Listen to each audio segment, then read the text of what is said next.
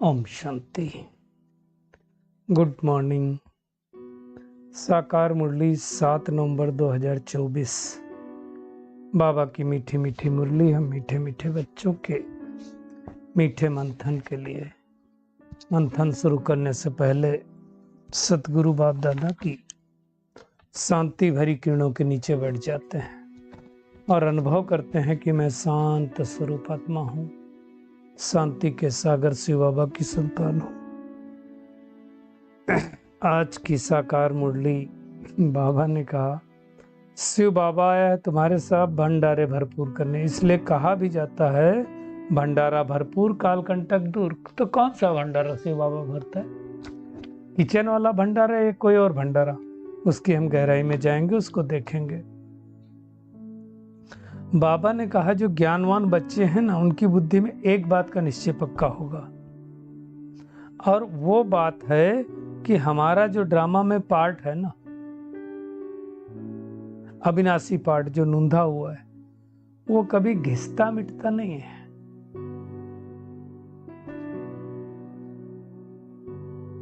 अगर ड्रामा के पार्ट को हम अच्छी तरह से समझ गए तो हम मूंझेंगे नहीं, निश्चय हमारा बढ़ता जाएगा। ये सारी बातें समझाने वाला कौन? 3 रूप से हमें समझाता है। बाप, सुप्रीम बाप के रूप से, सुप्रीम टीचर के रूप से और सुप्रीम सदगुरु के रूप से। तीनों ही अच्छी तरह से समझा रहे हैं। कल हमने आप सबके साथ शेयर भी किया कि परमात्मा को क्यों याद करना चाहिए। साइंटिफिकली लोगों ने भी कहा है कि उसको क्यों याद करना चाहिए, याद करने के फायदे क्या है। तो तीनों रूप से, वैसे तो हम किसी संबंध से भी याद कर सकते हैं, क्योंकि जब हम परमात्मा को याद करते हैं तो उसकी जो एनर्जी जो हमारे अंदर उसकी याद के द्वारा जो प्रकंपन गूंजते हैं ना, वो हमको फायदा करता है। ये सारी बातें परमात्मा को छोड़ के कोई नहीं बता सकता है। पूरे भारत की उत्थान और पतन की कहानी ये परमात्मा ही हमको समझाता है।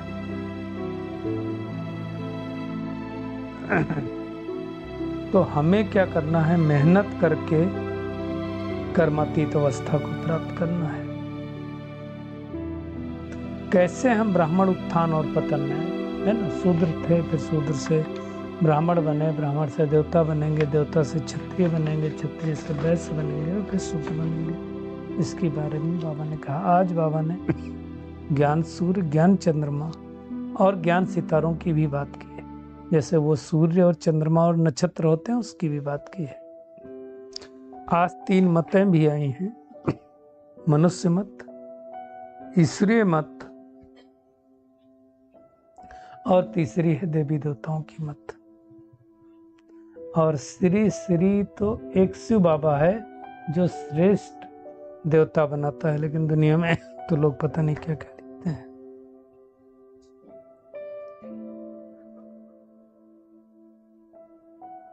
बाबा ने कहा सच्ची सच्ची श्रेष्ठ महान आत्माएं तो देवी देवता हैं, दूसरा कोई हो नहीं सकता, क्योंकि सब तमो प्रधान है। क्या कहां से कहां पहुंच गए हैं लोग। बाबा ने आज कहा तुम महावीर महावीरनिया भी हो। महावीर महावीरनी किसको कहते हैं उसके बारे में भी बाबा ने समझाया। आज बाबा ने तमो प्रधान और सतो प्रधान भारत के बारे में भी अच्छा बताया। दुनिया में देखो आप, जिस एरिया में जो लोग होते हैं उसका पूजा करते हैं, है ना? बाबा ने कहा मिलिट्री वाले अपना मंदिर बनाएंगे, भारतवासी अपना कृष्ण या लक्ष्मी नारायण का मंदिर बनाएंगे, हनुमान को मांगने वाले हनुमान। तो जो जिसको मानता है उसका मंदिर बनाता करके पूजा करता है। मंदिर, मस्जिद, गुरुद्वारा जो भी बनाए। बाबा ने कहा तुम बच्चों को अंदर में बहुत खुशी रहनी चाहिए। क्यों खुशी रहनी चाहिए? भगवान मिला उसके बाद भी खुशी नहीं रहेगी तो किस बात की खुशी होगी? और बाबा ने आज कहा व्यर्थ संकल्प रूपी पिलर्स को आधार नहीं बनाना है। क्या करना है? सर्व संबंधों के साथ परमात्मा को याद करना है। कई बार क्या होता है, संकल्प चलता है ना, बड़े ऐसा करते हैं, कोई संपूर्ण नहीं हुआ, उसके भी हम गहराई में जाएंगे। और सबसे बड़ा गुण बाबा ने कहा संतुष्टता का गुण है। तो हम शुरुआत करते हैं, भोलेनाथ का भंडारा भरपूर, काल कंटक दूर। तो कौन सा भंडारा भरपूर है? खाली किचन के भंडारे की बात नहीं है। वैसे तो जहाँ पर परमात्मा की याद होती है तो वहाँ पर भी वो भंडारा भरपूर ही रहता है, लेकिन ज्ञान रत्नों के भंडारे की बात कहता है बाबा, है ना। तो शिव बाबा आया है हमें ज्ञान रत्नों के, अविनाशी ज्ञान रत्नों के भंडारे से भरपूर करने। और इस भंडारे से जो आत्मा भरपूर हो जाती है, उसका काल कंटक सब दूर हो जाता है। मतलब सत्य त्रेता काले मृत्यु नहीं होगी, कोई कंटक अर्थात कोई परेशानी नहीं आएगी तो, लेकिन अपनी स्थिति द्वारा की उस परिस्थिति पर हम पार अवश्य पा लेंगे। ये बहुत बड़ी फिलॉसफी बाबा बता रहे, लेकिन करना क्या पड़ेगा, उसको याद करना पड़ेगा। ज्ञान रत्नों का वो सागर है, सागर के समीप जाएंगे तो वो ज्ञान रत्न हमारे अंदर आएंगे। तो हमारी बुद्धि बेहद में चली जानी चाहिए। जैसे बाबा ने कल भी कहा था ना, जैसे इतनी करोड़ आत्माएं हैं इसमें समय, तो सब आत्माएं कहाँ जाएंगी? परम धाम में अपने घर जाएंगी। कल बाबा ने कहा था ना, हद से हद और बेहद से पार। ये बात अच्छी तरह से समझना है कि हम छोटी सी आत्मा में 84 जन्मों का कैसा पाठ नूंधा हुआ है, और ऐसा नूंधा हुआ जो घिसता मिटता है ही नहीं। ये कौन बच्चे समझ पाएंगे? जो ज्ञानवान होंगे। देखिए, आत्मा तो अति सूक्ष्म है, इससे सूक्ष्म कुछ नहीं हो सकता। इतनी छोटी सी आत्मा में इतना सारा पार्ट भरा, इसलिए तो उसको कुदरत कहा जाता है। और जैसा जैसा पार्ट भरा हुआ आत्मा का, वो वैसा वैसा बजाती रहती है। अब आप सोचो, किसी दूसरे को पार्ट को लेकर के फिर हम क्या ऊपर नीचे हो सकते हैं क्या? नहीं ना। अपने पार्ट को देखना है, हमें अपने पार्ट को कैसे अच्छा बनाना, उसको देखना है। आप सोचो, इतनी सी छोटी आत्मा में कितना हम बोलते हैं, कितना करते हैं, सब कुछ, और वो सारा रिकॉर्ड नूंदा हुआ है। डिटैच होकर के देखो तो आपको ये सारी बातें अच्छी तरह से पता चलेंगी। तो ये सारी बातें बाबा इस समय आकर के रूहानी पढ़ाई पढ़ाता है, और 3 रूप से। टीचर का भी पार्ट है, बाप का भी पार्ट है, और सदगुरु का भी पार्ट है। सदगति तो चाहिए ना। तो इस समय बाबा कहता है, छोटे बड़े बूढ़े जवान सबके लिए एक ही बात है, क्योंकि एक तो सबको पढ़ाता है और सबको एक जैसी पढ़ाता है पढ़ाई, और सबको वापस जाना, ऐसा नहीं है कि कोई बूढ़ा ही जाएगा जवान नहीं जाएगा। तो ये सारी बातें बाबा समझाता है। क्यों? क्योंकि हम देवता थे, फिर क्षत्रिय बने, फिर वैश्य बने, शूद्र बने। ये तो हमें याद है ना। मतलब हम बहुत ऊंचे थे और अब नीचे उतरे। तो ये उत्थान और पतन की कहानी है। एक सीढ़ी वाला चित्र है ना, भारत के उत्थान और पतन की कहानी। तो ये हमको अच्छी तरह से समझना है। बाबा कहता है, अभी तुम पक्के पक्के ब्राह्मण हो, तो फिर शूद्र पन्ने की एक्ट नहीं होनी चाहिए। अब हमें चेक करना है, हम हाफ कास्ट ब्राह्मण तो नहीं है। बाबा अक्सर यूज करता है ना, फुल कास्ट ब्राह्मण और हाफ कास्ट ब्राह्मण। तो हाफ कास्ट ब्राह्मण तो नहीं है, कोई शूद्र पन्ने के संस्कार तो नहीं है। अगर शूद्र पन्ने के एक्ट है, कोई संस्कार है, तो फिर हम ब्राह्मण कैसे संपूर्ण ठहरे? बाबा ने कहा, ब्राह्मणों में भी शूद्रपना आ जाता है, ये भी तुम जानते हो। कब से हमने पाप करना चालू किया? जब से द्वापर युग में आए, जब से विकारों के अधीन हुए, तब से तो पाप करना चालू किया। ये सारी बातें भगवान आकर के समझा रहा। तो अब हमें कोई विकर्म नहीं करना है और चेक करना है शूद्र वाले कोई संस्कार तो नहीं है। देखिए, किसी भी आत्मा का की उन्नति की तरफ अगर हम ना देखें, उन्नति का ध्यान न दें, तो फिर शूद्र पन्ने के संस्कार है ना हमारे अंदर। किसी के प्रति ईर्ष्या हो, द्वेष हो, नफरत हो, कोई भी विकारों से संबंधित रोग है, तो फिर शूद्र पन्ने के संस्कार है। वो संस्कार हमें नहीं रहना है। मतलब डिफेक्ट है हमारे अंदर कोई ना कोई। बाबा ने कहा, ये चक्र की नॉलेज तुम ब्राह्मणों के सिवाय किसी के पास नहीं, शूद्रों के पास तो हो ही नहीं सकती। देवताओं के पास जब ये ज्ञान नहीं, तो शूद्रों के पास कहाँ होगा? ये ज्ञान जो भी है हम ब्राह्मणों के पास। बाबा ने कहा भक्ति मार्ग में जो चित्र बने सब डिफेक्टेड हैं, मतलब एक्यूरेट जो चित्र है वो नहीं बन सकता, क्योंकि किसी को पता ही नहीं है। तो ये सारी बातें बाबा आकर के समझाता है, और दुनिया में कोई समझा नहीं सकता। तो बाबा कहता है अभी तुम्हारी बुद्धि कितनी दूरदेशी हो जाती है। हम जानते हैं कि परमधाम में सब स्टार जैसी आत्माएं खड़ी हैं। दुनिया के भी स्टार देखो छोटे छोटे दिखाई देते हैं, आत्मा भी बहुत छोटी है, लेकिन छोटी बड़ी नहीं होती, सबकी आत्मा एक जैसी, एक साइज की। बाबा ने कहा तुम्हारा मर्तबा ऊंच है, बहुत ऊंच है। जैसे दुनिया में सूर्य को भी देवता कहते हैं, चंद्रमा को भी देवता कहते हैं, ऐसे सूर्य ज्ञान सूर्य शिव बाबा, ज्ञान चंद्रमा ब्रह्मा बाबा, उसको ब्रह्मा माँ भी कहते हैं, और बाकी हम ज्ञान सितारे हैं, सब आत्माएं। सबका पार्ट अलग अलग है। पार्ट बजाते बजाते हम देवता भी बनते, कभी क्षत्रिय बनते, कभी वैश्य बनते, कभी शूद्र बनते हैं। आज बाबा ने 3 मत बताई, मनुष्य मत, ईश्वरीय मत और है देवता मत। तो आप देखा जाए तो मनुष्य मत द्वापर से चालू होती है और कलयुग के अंत तक रहती है। फिर परमात्मा इस सृष्टि पर आता है और हमें ईश्वरीय मत देता है, और जिस ईश्वरीय मत के द्वारा हम देवी देवता बनते हैं, तो वास्तव में देखा जाए जो देवी मत है ना, वो भी तो ईश्वरीय मत हो गई ना। क्या कहेंगे? क्योंकि देवताओं को भी मत किसने दी? परमात्मा ने दी ना, उसकी मत के अनुसार तो देवी देवता बने, तो वो मत भी ऐसे हो गई। तो देवताओं को भी श्रेष्ठ परमात्मा ही बना रहा है ना। अब हमें अपनी चेकिंग करनी है कि जब हमें ईश्वरीय मत मिल गई, तो मैं आत्मा मनुष्य मत पर तो नहीं चलती हूँ, पर मत पर तो नहीं चलती हूँ, मन मत पर तो नहीं चलती। मन मत भी है, एक पर मत है जो दूसरों के अनुसार, मन मत खुद की। कई बार हम मन मत मिक्स कर लेते हैं। अरे बाबा ने कहा है ना, ऐसा कहा है बाबा ने, इसका ये है मन मत। बाबा ने कहा है पूरा संगम युग ही तो अमृत वेला, कभी भी उठ करके कर लो, क्या फर्क पड़ता है? क्यों 4 बजे रात को उठना? एग्जाम्पल दे रहा हूँ, मन मत मिक्स कर ली। बाबा ने तो कहा बाहर का खा लो, मशीन का खा लेते हो, तो घर पे हम कर सकते हैं तो भी रोज मशीन का खा रहे हैं। बाबा ने कहा ना दृष्टि दे करके कर लो। तो ये सारी चीजें जो है हमें ध्यान देना कि बाबा की श्रीमत क्या है, उसको समझना है। और श्रीमत देने वाला, श्रेष्ठ बनाने वाला, श्री से श्री बाप शिव बाबा ही है। इसलिए श्रेष्ठ श्रेष्ठ श्रेष्ठ से श्रेष्ठ उसको ही बोलते हैं।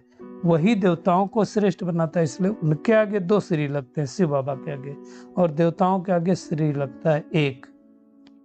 लेकिन अभी तो श्री श्री के कितने टाइटल लगा लिए हैं। तो ये है, बाबा कहता तमो प्रधान भ्रष्टाचारी दुनिया है ना। भ्रष्टाचार के कर्म करते, भ्रष्टाचार से जन्म लेते हैं, और भ्रष्टाचार करते करते भ्रष्टाचारी दुनिया में फिर से चले जाते हैं। तो कहाँ परमात्मा का टाइटल कहाँ दुनिया वाले रखते हैं? बाबा ने कहा सच्ची सच्ची श्रेष्ठ माननात्मा है तो देवी देवता है, उनके जैसा तो कोई महान है नहीं। सतो प्रधान दुनिया में कोई तमो प्रधान नहीं, और तमो प्रधान दुनिया में कोई सतो प्रधान नहीं। रजो में तो रजो मनुष्य होंगे, तमो में तो तमो ही होंगे ना, इसलिए तो वणगाई गए। अब भगवान आकर के हमें ये सारी बातें अच्छी तरह से समझा रहा है। दूसरा कोई ये बात समझा नहीं सकता, किसी को पता ही नहीं है। परमात्मा को छोड़ करके किसी के अंदर झाड़ के आदि मध्य अंत की नॉलेज नहीं है। बाबा कहता है सोच, कहाँ बाप की श्रेष्ठ बनने की गोद और कहाँ भ्रष्ट बनने की गोद। रावण की गोद क्या है? भ्रष्टाचारी बनने की गोद है। परमात्मा की गोद क्या है? शिष्टाचारी बनने की गोद क्या है? गोद है। तो सेकंड में जीवन मुक्ति मिलती है, और सेकंड में पूरी दुर्दशा भी हो जाती है। कैसे? आज बाबा के बने, कल माया से हार खा गए तो रावण के मुरीद बन गए, तो फिर दुर्दशा हो गई ना। बाबा ने कहा तुम देखते हो तो डूबता है तो उसको बचाने की कोशिश करते हो, लेकिन उसमें खिटपिट भी बहुत होती है। इसलिए हमेशा ध्यान रखना कि हम किसी को बचाने गए हम ही न डूब जाएं। कई बार क्या होता है ज्ञानियों को अज्ञान वाले भी ज्ञान दे देते हैं तो ज्ञानी भी उधर ही मोल्ड हो जाते हैं। इसलिए हमेशा ध्यान देना कि ऐसा नहीं कि हवन करने गए और हाथ खुद ही चला लिए, वैसा नहीं करना है। हमारा प्रभाव दूसरे के ऊपर पड़े, परमात्मा के ज्ञान का प्रभाव दूसरे के ऊपर पड़े, दूसरे का प्रभाव हमारे ऊपर नहीं पड़ना चाहिए, ये चेक करना है। बाबा ने कहा देवी देवता धर्म का शास्त्र एक ही है, गीता। हालांकि वो मनुष्य की बनाई हुई गीता है, लेकिन वो गीता पढ़ने से आज क्या हाल हुआ। गीता भी बहुत सारी हैं, कोई गांधी गीता, कोई टैगोर गीता, क्या क्या गीता के ऊपर नाम रखे। बाबा ने कहा ये सब मनुष्य मत है, जितने वेद शास्त्र बनाए गए सब में मनुष्य मत है। नाम तो बहुत ढेर सारे रख दिए, इसीलिए मनुष्य मत पर चलने से हाल हुआ। अब क्या करना है हमें, अब ईश्वरी मत पर चलना है। बाबा ने कहा देखो भी कितने धर्म है, जिसने जो धर्म रचा उनके नाम पर चलता रहता। जैन महावीर ने जैन धर्म रचा तो जैन धर्म नाम पड़ गया। बाबा ने कहा वास्तव में तुम बच्चे सच्चे सच्चे महावीर नहीं हो, जिसका मंदिर में यादगार है, नीचे तपस्या कर रहे हैं गांव दिलवाड़ा मंदिर में और ऊपर स्वर्ग है। तो ये मेहनत हम बच्चे करते हैं, परमात्मा के बच्चे करते हैं। इसका ही गायन पुरुषोत्तम संगम युग पर है। तो ये सारी बातें बाबा समझा रहा है, इनको अच्छी तरह से समझना है। बाबा ने कहा जिसमें श्रद्धा होती वैसा मंदिर बनाते हैं। किसी को लक्ष्मी नारायण में श्रद्धा है तो लक्ष्मी नारायण का मंदिर बनाएंगे, हनुमान गणेश में श्रद्धा है तो हनुमान गणेश का बनाएंगे। बाबा ने कहा तुम बच्चे जानते हो कैसे स्थापना विनाश और पालना होती है ना। इस अंधियारी रात में कैसे ब्रह्मा के द्वारा परमात्मा करके सारा ज्ञान दे देता है। तो ये सहज बात है, लेकिन कोई बच्चों को तो ये सहज बातें भी नहीं समझ में आती है ना। ब्रह्मा द्वारा देता है तो मुख्य ब्रह्मा हुआ। कई लोग सोचते हैं ब्रह्मा बड़ा है विष्णु बड़ा, ऐसा नहीं सोचना है। ब्रह्मा ही तो जाकर के फिर सतयुग में विष्णु बनता है। तो ये बातें अच्छी तरह से समझना। विष्णु मतलब लक्ष्मी नारायण का कंबाइंड रूप है वो। अब भगवान को बेहद का बाप तो कहते हैं, अंग्रेज लोग भी गॉड फादर कहते हैं, गाइड कहते हैं, लिबरेटर कहते हैं। तो हमें दुख की दुनिया से लिबरेट करके लेकर के जा रहा है ना। कहाँ लेकर के जाएगा, तो आयरन एज से तो गोल्डन एज में लेके ही जाएगा ना। तो हमें बहुत अंदर में खुशी होनी चाहिए। क्या खुशी होनी चाहिए कि भगवान हमें गोल्डन दुनिया में लेकर के जा रहा है। आज के वरदान पे आते हैं। व्यर्थ संकल्प रूपी पिलर्स को आधार बनाने के बजाय सर्व संबंध के अनुभव को बढ़ाने वाले सच्ची स्नेही बनो। बाबा कहता है माया कमजोर संकल्प को मजबूत बनाने के लिए क्या करेगी, रॉयल्स पिलर्स लगाएगी। अब ये से बार बार यही संकल्प देती है कि ऐसा तो होता ही है। बड़े बड़े भी ऐसे करते हैं, कहते हैं महारथी भी ऐसे करते हैं। बाबा को एक बार मुरली में कहना पड़ा, कई बच्चों ने कहा बाबा महारथी भी तो गलती करते हैं। तब बाबा ने उस टाइम में कहा था कि जिस समय कोई महारथी गलती करता है, गलती करते समय वो महारथी नहीं है। बड़े बड़े ऐसा करते हैं तो हम भी क्यों ना करें। इसलिए कहते हैं बड़े करें तो ड्रामा और छोटे करें तो हंगामा। ऐसे बोलते हैं ना, बड़ों से कोई गलती हो जाए तो कहेंगे ड्रामा, छोटों से गलती हो जाए तो हंगामा होता है ना। फिर क्या कहते हैं, संपूर्ण तो हुए नहीं है, जरूर कोई ना कोई कमी तो रहेगी। अब यह है व्यर्थ संकल्प रूपी पिलर, है ना। मुझसे तो नहीं होगा, पता नहीं मैं कर पाऊंगा कि नहीं कर पाऊंगा। तो ये व्यर्थ संकल्प रूपी पिलर है। और कमजोरी को ये और मजबूत करते हैं। अगर मैं ऑलरेडी कमजोर हूँ और बार बार कमजोरी के संकल्प करूंगा तो क्या होगा, मैं कमजोर होता जाऊंगा। एक से एक एक्सपेरिमेंट करके देखो। मान लो आप बहुत थके हो, एग्जाम्पल दे रहा हूँ, ऑफिस से आए हो, बहुत थके हो, या दुकान से आए हो, बाहर से आए हो, और आप बोलो मैं बहुत थका हूँ, मैं बहुत थका हूँ, मैं बहुत थका हूँ। ये करके देखना, 10 बार संकल्प करो, मैं बहुत टायर्ड हूँ, मैं बहुत टायर्ड हूँ, मैं बहुत टायर्ड हूँ, मैं बहुत टायर्ड हूँ। तो क्या होगा, थोड़ी देर बाद ये संकल्प करते करते आप और टायर्ड होने वाले, है ना। तो इन बातों को अच्छी तरह से समझना। इसके अपोजिट करो, मैं बिल्कुल हेल्दी हूँ, मैं बिल्कुल फ्रेश हूँ, मैं बिल्कुल फ्रेश हूँ, मैं बिल्कुल फ्रेश हूँ, तो आप फ्रेश होते जाएंगे। तो जो संकल्प हम बार बार क्रिएट करते हैं, सब कॉन्शियस माइंड उसको एक्सेप्ट कर लेती है। तो व्यर्थ रूप संकल्प रूपी पिलर्स को और मजबूत नहीं करना है।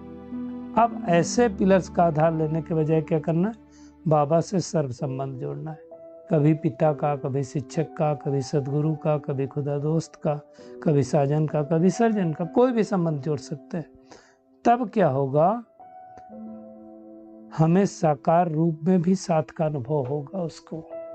तब हम सच्चे से नहीं बन पाएंगे। ये करके देखेंगे, बगैर किए तो कुछ होने वाला नहीं है। आज बाबा ने कहा संतुष्टता सबसे बड़ा गुण है। कंटेंटमेंट चाहिए, संतुष्ट चाहिए। जो संतुष्ट नहीं है वो सब कुछ होते हुए भी जैसे भिखारी है। इसलिए कई लोगों के पास देखो धन दौलत सब कुछ बहुत है, फिर भी वो हाथ क्यों फैलाते हैं, क्योंकि अंदर से संतुष्ट नहीं। और जो संतुष्ट हैं वही प्रभु प्रिय हैं, वही लोकप्रिय हैं, वही स्वयं प्रिय हैं। एक चीज पक्का समझ लो, जो स्वयं को प्रिय नहीं हो सकता ना, वो प्रभु प्रिय नहीं हो सकता। और जो प्रभु प्रिय नहीं हो सकता, वो लोकप्रिय तो हो ही नहीं सकता है। इसलिए सबसे पहले हमें खुद से ही संतुष्ट बनना है, फिर भगवान को संतुष्ट करना। हम सबको पता है ना, संतुष्टता के 4 सर्टिफिकेट लेना है, फिर लोकप्रिय तो हो ही जाएंगे। लोकप्रिय होने से क्या फायदा होता है, दुआएं बहुत मिलती हैं। प्रभु प्रिय होने से परमात्मा की दुआएं मिलती हैं। और खुद को संतुष्ट होते हैं तो हमारे अंदर संतुष्टता के प्रकंपन जागृत होते हैं, तो हमारे अंदर वो पावर होती है। तो ये सारी बातों को ध्यान रखेंगे। तो आज का टेक होम यही है कि शिव बाबा हमारा भंडारा भरपूर कर रहा है, तो ज्ञान रत्नों से हमारा भंडारा भरपूर रहना चाहिए। अविनाशी ज्ञान रत्नों का जो अखुट खजाना मिला है ना, उसे स्मृति में रह करके बुद्धि को पार लेकर के जाना है। इस बेहद के नाटक में आत्माएं अपने अपने तख्त पर विराजमान है, अपना अपना पार्ट निभा रहे हैं। इसको साक्षी होकर के देखना, इसमें क्या, क्यों, कब, कैसे में नहीं जाना है। और बुद्धि में याद रहे कि हम संगम युगी ब्राह्मण हैं, हमें बाप की श्रेष्ठ गोद मिली है, इसलिए मैं आत्मा ब्राह्मण की गोद में तो नहीं जा सकते हूँ। हमारा कर्तव्य है डूबने को बचाने का, ना कि बचाने जाए और खुद भी डूब जाए, वो नहीं करना है। और अभी हमें व्यर्थ संकल्प रूपी पिलर्स को आधार नहीं बनाना है, बल्कि परमात्मा के साथ सब संबंध बढ़ाने हैं। अच्छा, शुक्रिया मीठे प्यारे बाप दादा, शुक्रिया आप सभी का इस मीठे मंथन के लिए। अच्छा, ओम शांति।